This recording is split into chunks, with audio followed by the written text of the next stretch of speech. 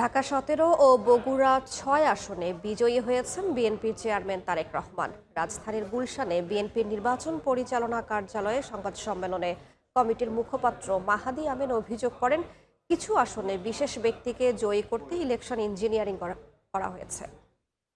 BNP chairman আমাদের নেতা জনাব তারেক রহমান তার দুটি নির্বাচনী আসন বগুড়া ৬ এবং ঢাকা ১৭-তে ইতিমধ্যে বেসরকারিভাবে বিজয়ী হয়েছেন। আলহামদুলিল্লাহ।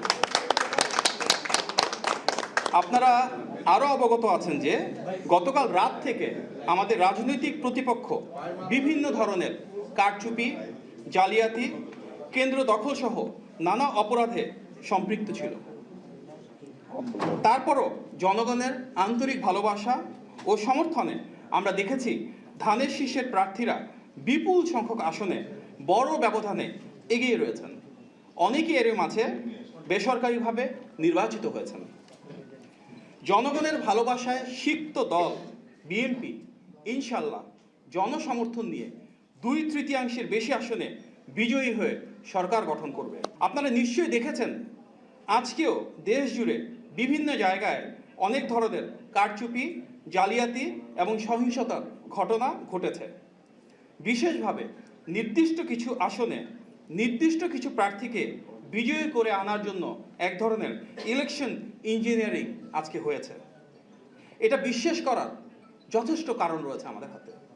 যদি উদাহরণ দিই, শুধুমাত্র ঢাকা শহরে ঢাকা ৮, ঢাকা ১১, ঢাকা ১৩, ঢাকা ১৬ সহ বেশ কিছু আসনে ভোট গণনা এবং ফলাফল ঘোষণায় উদ্দেশ্য প্রণোদিতভাবে বিলম্ব করা হয়েছে, বিলম্ব করা হচ্ছে।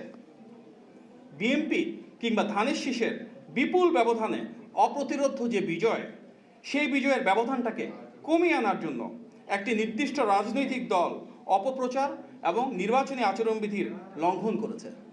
ফলে নির্দিষ্ট কিছু আসনে এই ইলেকশন ইঞ্জিনিয়ারিং হয়তো পরাজয়ের ব্যবধানটা কমিয়ে আনছে এবং দেশব্যাপী ভোটারদের স্বতঃস্ফূর্ত অংশগ্রহণকে কিছুটা ব্যাহত করেছে।